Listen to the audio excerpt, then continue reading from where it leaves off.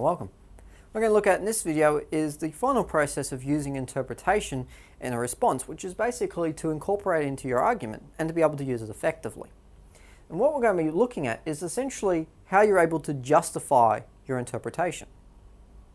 In other words, how you're able to prove it. So if you look at this image, you'll be able to possibly justify that A and B together equals C, as in dog with funny foam in mouth is responsible for what happens on the right. Of course, justifying it, you go, well, how did the dog do that? Chances are the photo's staged, and that the funny foam has been put on by probably an owner who, I wouldn't say dislikes their dog, but one who probably doesn't give it the respect it deserves. So that's something that you must be able to use to interpret, as in everything fits together. It matches what you've interpreted and it fits in with context. So this is the one thing you must remember, that all interpreted meanings must be justified, no matter how obvious they are. Because something like that, you immediately go, well, that's pretty obvious what's happened here. Well, unless you look deeply at it, and yeah, okay, you may be a natural skeptic and immediately go, well, hang on, that's not right. But the one thing you can say is immediately it doesn't always jump to the most obvious conclusions. Okay, so first question, does it fit? Does my interpretation fit? Or any interpretation, no matter how valid. So if it's a very good description of the text but has absolutely nothing to your argument, then it's useless. If it doesn't answer the question or fit in with your answer, it is useless. So you need to be very careful of what interpretation you use. And if you've got it and it sounds quite good and you really can't let go of it, even if it's not going to answer the question, you've just got to make that tough decision to let go of it. As in to say that it's not adding anything, I've got to be critical and I've got to get rid of it. So it's very important that you do that. And you just don't leave it in there, because it's just going to detract from what you're creating. Most questions will ask for an interpretation based on what is asked in the question anyway. So the best way to basically check if it is suitable is to check if it answers the question or not. So your fit will almost be dictated for you by what the question is asking. So if the question is asking, how does this represent that? Then what you'll be interpreting will be things that are going to be answering, how does this equal that?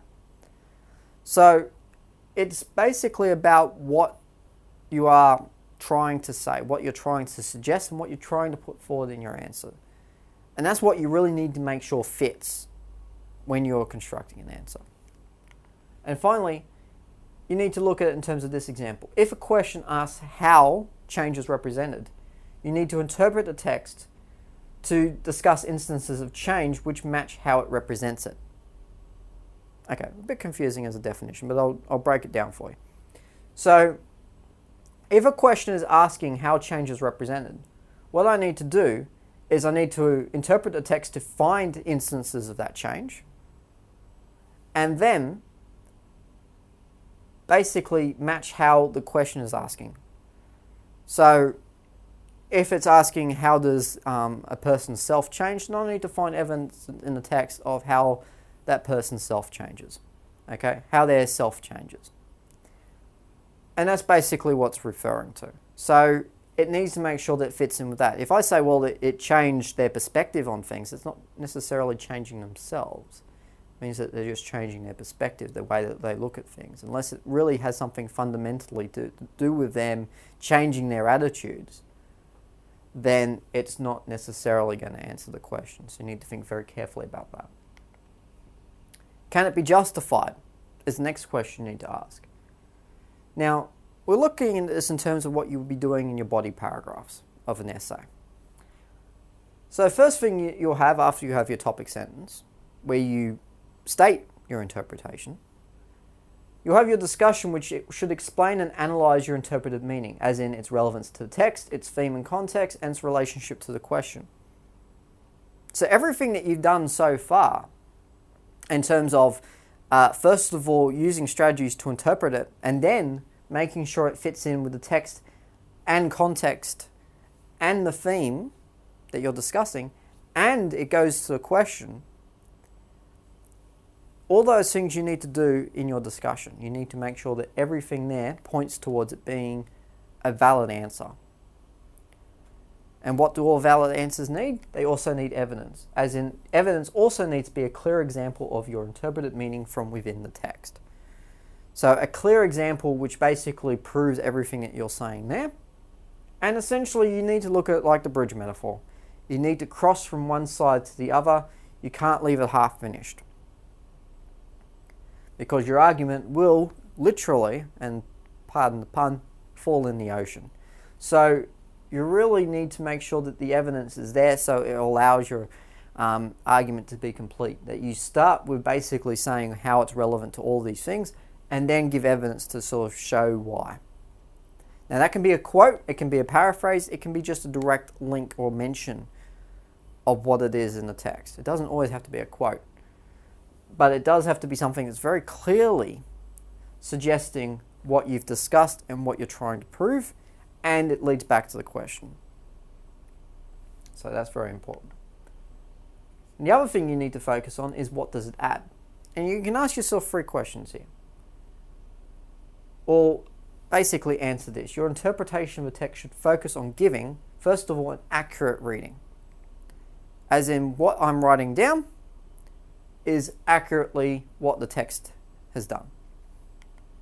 Insight into its meaning. As in, every piece of evidence or every piece of interpretation that you give gives an insight to what the text does. So really hits at the heart of what the theme is, what the main ideas of it is. And finally, gives the best possible answer to the question. Now, this does mean, and I think I may have mentioned this before, that you do sacrifice some things, that you sacrifice some even quite good answers in order to make everything make sense. But the thing is that you're trying for a best possible answer and nothing else. So if it doesn't fit into what the best possible answer for the question is, then again, you have to look at removing it. So again, it's a very important thing that when you are doing this, that you think very carefully about these things, that it's accurate, that provides some insight, and it's the best possible answer. Because that will again mean that your interpretation and the things that you have interpreted do add something. Okay, so let's look at it in terms of an example now. And we're going to do the whole process here from start to finish. And we're going to ask, describe how this image, the one to my right here, represents hope to its viewers. Okay, so let's start with just interpreting the image. What does it actually suggest? Well, the question asks for us to interpret this image symbolically, because the question is asking something symbolic, as in hope is an abstract concept. So the only way it can really represent this is through the symbol. Now the symbol we have here is a child, who in many cases is a symbol for a lot of things. For innocence, for hope, for I guess purity as well, depending on how you look at it. Now you may say, well, children are symbols of hope, therefore, well, yeah, it's an image of a child, child mean hope, therefore that's correct. Sort of, because it's not really describing what the image is doing. All right? It's describing part of it, but it's not describing the whole thing. Now, the simplest way to look at it is to interpret the image by basically thinking of the connotations of looking up and hope, because the child is looking up, it's looking up towards the sky. And hope, and basically to put them together. So we've got a child who's sort of symbolic of hope and them looking up. Okay, so what does that equal? In this case, they do go together quite easily. So when we look at our answer, we've got basically this idea already that by looking up and through hope, we got this sort of sense that they're looking up at us. Like you would if you're hopeful of something, as in you're looking up at them saying, I want to be like you, or something along those lines. But we need to put that into a response. We need to, first of all, connect this and prove it. So, we need to make this connection, and we need to justify it. So let's start. The framing of the child below the center of the image with his eyes looking up places the viewer in the position of a parent, as in you're up high. You're looking down at the child. Now this is the connection here. This bit I've highlighted here in yellow. So the connection here is that it means hope because we are, or it communicates with us as the viewer, because we're in the position of a parent, as in we've taken a role in this image. So because we've taken a role in this image as the parent of this child, we are basically the connection between it and hope, as we are, because we're the ones who receive that message.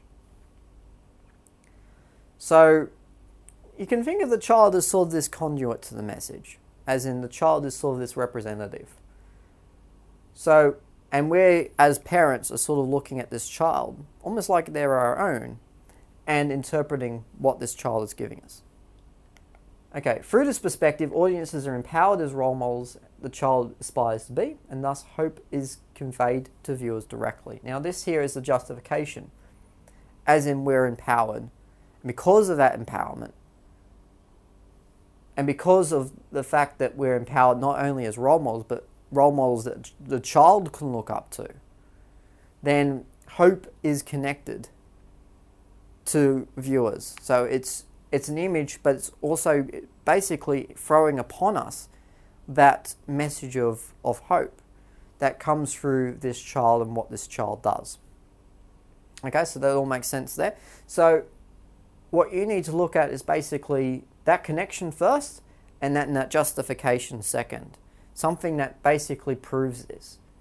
And we've got also evidence here, which we pretty much put at the beginning, which is the framing of the child, the way that the image is placed. Now, obviously you may have a topic sentence before this, but in this case we don't really need to. We start with the evidence and then discuss why it's basically equals an answer. We just haven't assumed that, well, we can put that, even if we put it there, it doesn't really justify it. It sort of says we're a parent figure, but it doesn't really say why that means hope. It's only once we get down here that it really does. So in summary, you need to ask yourself these questions. Number one, does it fit? Does it fit the mold of what it is you're trying to include in your response? Can it be justified? As in, are you able to explain it like we just did then? Is it an answer that not only fits, but it can be explained, elaborated upon? And finally, what does it add? So what is it going to give you? What sort of insight? What sort of description and what can you use? What can you say about it? Is it going to add something that's really going to get to the heart of what the question is asking? And that's basically it for interpretation, and indeed for all the interpretation strategies. So until next time, I'll see you later.